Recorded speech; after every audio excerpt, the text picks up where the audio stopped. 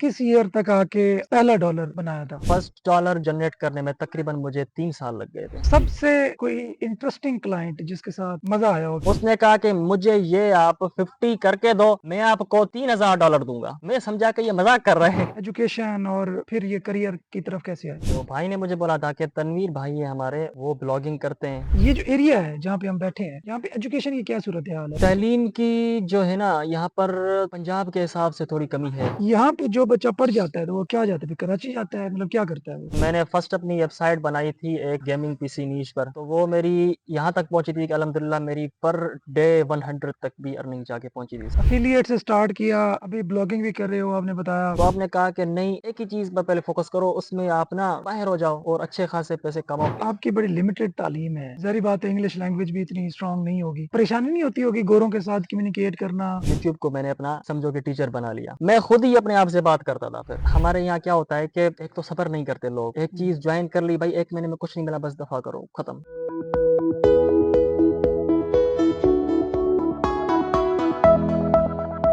जी अस्सलाम वालेकुम, मैं हूं तनवीर नांडला और इस वक्त मैं मौजूद हूं सिंध के एक छोटे से शहर न्यू सईदाबाद के करीबी एक गांव में, और मेरे साथ आई स्किल्स की एक सक्सेस स्टोरी मौजूद है। हम इनसे पूछेंगे कि इन्होंने अपने ऑनलाइन करियर का आगाज कहां से किया और आज सिंध में टॉप 1% जो आबादी होगी उनसे भी ज्यादा रेवेन्यू जनरेट कर रहे हैं। तो ये यहाँ तक कैसे पहुंचे? सिंध में, जिनको इंटीरियर सिंध भी हम कहते हैं कि बैकवर्ड है, तालीम कम है, लेकिन वहां भी इतना टैलेंट मौजूद है जो कि बड़े बड़े शहरों के बड़े बड़े लोगों को कम्पीट कर सकता है। आपको मिलवाते हैं इब्राहिम से। इब्राहिम, क्या हाल है आपके? अल्हम्दुलिल्लाह सर जी। ठीक हो? अल्हम्दुलिल्लाह, आप सुनाएं। अल्लाह का शुक्र। तो यार जबरदस्त आपने तो बनाया हुआ है ये फार्म हाउस। बस अल्हम्दुलिल्लाह, अल्लाह का शुक्र है आपकी बदौलत। इससे पहले एजुकेशन और फिर ये करियर की तरफ कैसे आए? अच्छा, मैं जैसे ही सेकंड ईयर से पास आउट हुआ ना, तो मेरे वालिद साहब ने कहा था कि कोई जॉब कर लें। हमने जॉब अप्लाई की, तो पुलिस में जॉब अप्लाई की थी, लेकिन अब्बू का दिल नहीं मान रहा था कि यहाँ पर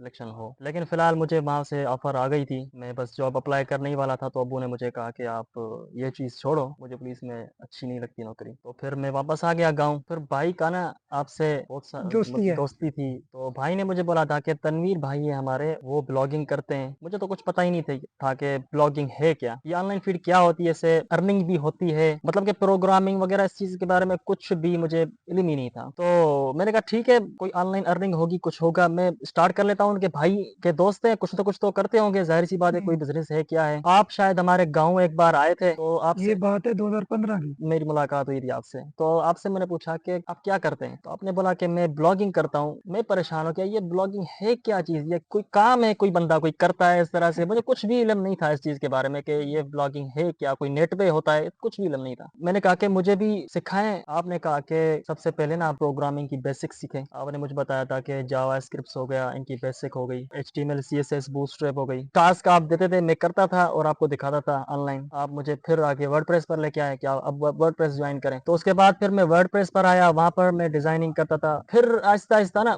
आपने मुझे वीडियोस भी दिखाई, क्योंकि आपका तो कोई अभी ऐसी वीडियो स्टार्ट ही नहीं हुई थी, कोई लेक्चर हो। तो मैं वीडियोस यूट्यूब पर भी देखता था, आप मुझे गाइड करते थे कि सजेस्ट करते थे कि ये वाली वीडियो देख। फिर मुझे आइडिया हुआ कि असल अर्निंग कैसे होती है वेबसाइट्स बना के, ब्लॉगिंग है क्या, मतलब कि कोई बंदा वेबसाइट बनाए, फिर उसके अंदर डिजिटल मार्केटिंग के अंदर तो बहुत सारी चीजें आती हैं कि एफिलिएट मार्केटिंग करो। अब एफिलिएट मार्केटिंग के अंदर भी घुसे तो फिर उसमें बहुत सारे प्लेटफॉर्म आते हैं कि भाई फला फला फला फला फला। फिर ब्लॉगिंग ब्लॉगिंग के बारे में पता चला कि एडसेंस पे कैसे मतलब कि अर्निंग होती है और कितने एड्स नेटवर्क है। पहले तो यही मुझे पता चला कि चाहे गूगल एडसेंस एक ही है प्लेटफॉर्म के, आप अपनी वेबसाइट को रैंक कराओ गूगल पे, फिर उधर बंदे आए। फिर बाद में मुझे पता चला कि सीपीसी का भी कोई हिसाब किताब होता है। किस ईयर तक आके पहला डॉलर बनाया था? क्योंकि मैं अकेला था यहाँ पे, मेरे साथ कोई पार्टनर नहीं था, मैं खुद ही सारा ये करता था। अभी तक मैं देख रहा हूँ कि हाँ, अकेला लोगों ही। को सिखा रहे हो, एंगेज कर जी रहे हो, जी अपने जी साथ जी, टीम ऐसे ही। भी हायर की हुई है। ऐसे ही तो कोई बंदा था नहीं कि जो है ना जल्द से बंदा किसी स्टेज पर पहुंचे। तो तकरीबन मुझे फर्स्ट डॉलर जो जनरेट करने में तकरीबन मुझे 3 साल लग गए थे। 2018 में आगे किया था। जी, 2018 में affiliate market, Amazon affiliate marketing मैंने स्टार्ट की, क्योंकि सारा मुझे पता चल गया था कि अब वेबसाइट कैसे बनाते हैं और उसको रैंक कैसे करते हैं, एसईओ कैसे करते हैं। आप मुझे गाइड करते थे साथ-साथ में। तो मैंने फर्स्ट अपनी वेबसाइट बनाई थी एक गेमिंग किसी नीश पर, तो वो मेरी यहाँ तक पहुंची थी कि अल्हम्दुलिल्लाह मेरी पर डे 100 तक भी अर्निंग जाके पहुंची थी इसमें। $100? $100। अच्छा। और फर्स्ट टाइम था, मुझे कोई आइडिया नहीं था, मैं ऐसे ही अपने ही बलबूते पे घुस गया था उधर, तो थोड़ा टाइम लगा था मुझे, लेकिन अल्हम्दुलिल्लाह मैंने वो कवर कर लिया। फिर उसके बाद मैंने तकरीबन एफिलिएट पर 12 से 15 वेबसाइट्स बनाई थी। जैसे ही गूगल की अपडेट आई, 15 में से 12 वेबसाइट, वो सारी की सारी मैं हिट लग गई। हिट लग गई। 3 मैंने बेच दी थी जो अर्निंग कर रही थी, बाकी 12 जो थी ना वो मेरी सारी की सारी मेरी उड़ गई। तो मैंने भाई को बोला कि भाई ये तो मुझे पता ही नहीं था कि अपडेट भी क्या होती है गूगल की। मैं परेशान हो गया, ये क्या हुआ है ये, क्योंकि कनेक्शन तो नहीं था ना इतना कोई भी, जैसे आप एल्यूमिनाई है अभी, तो उस टाइम तो ऐसा कुछ नहीं था। तो मैं तो परेशान हो गया कि भाई क्या सीन हुआ है, मेरी साइट किधर चली गई। फिर मैंने एक वीडियो देखी कि गूगल की भी कोई अपडेट्स होती हैं तो उनमें पेनल्टी भी लगती है, साइट्स हिट भी होती है, उनके रीजन होते हैं। तो फिर भाई को मैंने बोला कि भाई साइट तो डूब गई। भाई ने कहा अब क्या होगा, मैंने कहा कुछ नहीं, कल मैं और 10-15 बनाता हूँ। अच्छा। तो दूसरे दिन मैंने फिर से नीचे रिसर्च करना स्टार्ट कर दी। उसकी रात में मैंने फिर से ना 10 प्रोजेक्ट्स और बना लिए, मतलब कि हार नहीं मानी। मैंने कहा कि मैं सोचता रहूंगा कि हार मान के बैठ जाऊं तो फिर वो चीज आगे नहीं बढ़ने देगी। अच्छा, अभी माशाल्लाह बड़ी जबरदस्त जर्नी रहा है आपका। एफएससी के बाद क्या किया था? एफएससी के बाद जो आपको मैंने बताया ना कि जॉब के लिए अप्लाई किया था, लेकिन नहीं, एजुकेशन छोड़ दी थी बस एफएससी? हाँ एजुकेशन, क्योंकि मतलब इस वक्त एफएससी की हुई है बस? जी एफएससी की यहाँ बैचलर पे मैंने किया हुआ है, लेकिन वो जो है ना बताने में हिचकिचा क्यों रहे हो? रेगुलर नहीं है, प्राइवेट किया है? प्राइवेट किया हुआ है। किया है बीए, सिंपल बीए? जी जी। ये जो एरिया है जहाँ पे हम बैठे हैं, यहाँ पे एजुकेशन की क्या सूरत हाल है? मैंने तो लास्ट टाइम हमने एक स्कूल भी विजिट किया था, वो 18th सेंचुरी का है, याद है वो जो? पीर हाँ झंडो हाँ गाँव में चले थे। हाँ। तालीम की जो है ना यहाँ पर पंजाब के हिसाब से थोड़ी कमी है, क्योंकि आप इस टाइम पंजाब में अगर देखें ना, आप चाहे आईटी देखें, आईटी भी देखें, तो वहाँ पर बहुत स्कोप है, बहुत सारे लोग आईटी फील्ड में भी हैं और वहाँ पर चीटिंग वगैरह इस तरह की कोई चीज नहीं होती, और एजुकेटेड लोग बहुत हैं वहाँ। यहाँ पे जो बच्चा पढ़ जाता है तो वो क्या जाता है, फिर कराची जाता है, मतलब क्या करता है वो? क्योंकि यहाँ तो लिमिटेड अपॉर्चुनिटीज होंगी जॉब्स की भी। यहाँ पर जो होता है ना, जैसे किसी ने बैचलर कर ली, ठीक है, डायरेक्ट उसको तो जॉब ऐसे नहीं मिलती जब तक उसके पास कोई अच्छी डिग्री ना आ जाए। या सिफारिश ना आ जाए। एक तो गुर्बत है सिंध में बहुत, या तो फिर जो प्राइवेट इदारे हैं उनकी मुंह बोली फीस होती है, ठीक है, वो हर बंदा नहीं अफोर्ड कर अफोर्ड नहीं कर सकता। सकता। हाँ, हर बंदा नहीं कर सकता। अब जो बंदे अफोर्ड करते हैं वो तो ऑलरेडी इतने पैसे वाले होते हैं जो उनको फिर मिल जाती है सारी चीजें, या तो वो सही। किसी कारोबार में चले जाएं या तो नौकरी करके बाहर चले जाएं। अफिलिएट से स्टार्ट किया, अभी ब्लॉगिंग भी कर रहे हो, आपने बताया फाइवर को भी अच्छा खासा जो है ना पैसे बना रहे हो माशाल्लाह से। कैसे ट्रांजिशन करते गए हो कि अच्छा जी अफिलिएट भी करनी है, ब्लॉगिंग जो इंफॉर्मेशनल साइट्स हैं वो भी करनी है, साथ फाइवर का भी ख्याल आया, और अभी माशाल्लाह काफी लोगों को जॉब्स भी दी हुई हैं, तो ये ट्रांजिशन कैसे हुई? ये सर जी इस तरह से हुई कि मेरा पहले ये होता था कि आपसे मैंने एक बार पूछा था कि सर मैं प्रोजेक्ट्स इंक्रीज कर रहा हूँ, अब मैं डिजिटल मार्केटिंग तो वैसे बहुत बड़ी फील्ड है, एफिलिएट मार्केटिंग के साथ साथ कोई और भी काम करूँ या यही करूँ? तो आपने कहा कि नहीं, एक ही चीज पर पहले फोकस करो, उसमें आप ना बाहर हो जाओ और अच्छे खासे पैसे कमाओ। फिर तो मैंने कहा ठीक है, मैं 10-12 प्रोजेक्ट्स अपने और बना लेता हूँ, तो वो तो हिट हो गए। तो उसके बाद फिर मैंने सोचा कि मैं जो ये काम ऑलरेडी कर रहा हूँ इसकी मैं सर्विस क्यों ना प्रोवाइड करूँ। तो फिर आपके कुछ लेक्चर्स देखे थे, तब तब तो आपके जो है ना एससीपीटी भी स्टार्ट हो गई थी, तो मैं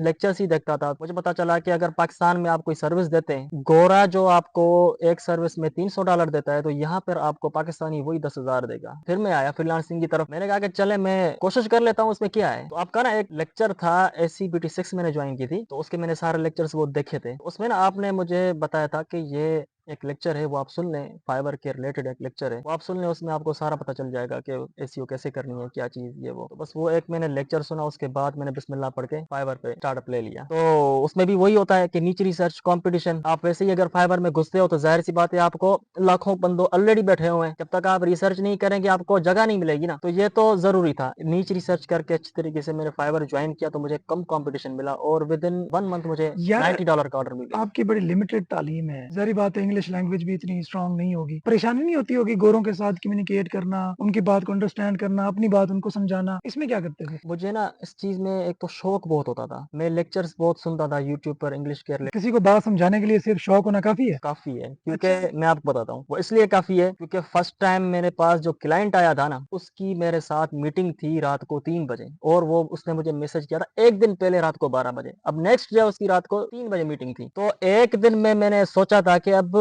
मेरी ज़्यादा से ज़्यादा कन्वर्सेशनल लैंग्वेज ही ठीक है, मतलब कि मैं ट्रांसलेट करके इस तरह से, अब मीटिंग में कैसे करूँ? अच्छा। तो टॉकिंग पावर तो बिल्कुल भी नहीं था ना, क्योंकि हुँ। मैंने कहा कि ये क्लाइंट जो है मुझसे जाना तो नहीं चाहिए, किसी भी सूरत में इसको मैं छोड़ूँगा नहीं। सर्विस तो उसको मैं अपनी 100% दूँगा, कहीं मुतमईन हो जाए, लेकिन बात भी करूँगा, उसको समझाऊँगा, उसको कन्विंस करूँगा तो ही मेरे पास आएगा ना। मैं सोचता रहा कि इसको कैसे करूँ, कैसे करूँ, कैसे करूँ, कैसे करूँ? फिर मैंने क्या किया कि अपना एक तो यूट्यूब को मैंने अपना समझो कि टीचर बना लिया। इंग्लिश सीखने के लिए। इंग्लिश सीखने के लिए। मेरे पास और कोई बंदा तो नहीं था कि हाँ। मेरे साथ बैठ के वो टॉकिंग पावर मुझे आए, मैं उससे बात करूँ, सीखूँ ये वो इधर-उधर। मैं खुद ही अपने आप से बात करता था फिर। अच्छा। आईने पे बैठ के या लैपटॉप पे बैठ के मैं खुद ही बात करता था। शर्म भी आती थी, फिर हँसता भी था कि मैं क्या करूँ? लेकिन मुझे ज़बरदस्त। अचीव करना था ये। मैंने कहा कि मुझे बात करनी है तो ये करना है मुझे किसी भी सूरत में। मैं सारा दिन यही कर रहा था और कोई काम नहीं करा। मैंने कहा कि मुझे कैसे भी करके इससे मीटिंग करनी है ना क्लाइंट से, तो मुझे मतलब चीज़ है वो बात मुझे समझाने के काबिल हो जाऊँ समझाने के और काबिल हो समझने जाऊँ। के काबिल हो हाँ, जाऊँ। ये फर्स्ट टाइम जो मीटिंग रही है वो बहुत ही अच्छी रही, क्लाइंट भी मुतमईन हो गया और उससे जो है तकरीबन मेरी मीटिंग हुई थी 20 मिनट की। कोई भी हिचकिचाहट नहीं हुई मुझे, इंग्लिश भी ठीक रही उसके साथ और मुझे फर्स्ट टाइम विदिन 1 मंथ जो है ना फाइवर पे ऑर्डर मिला था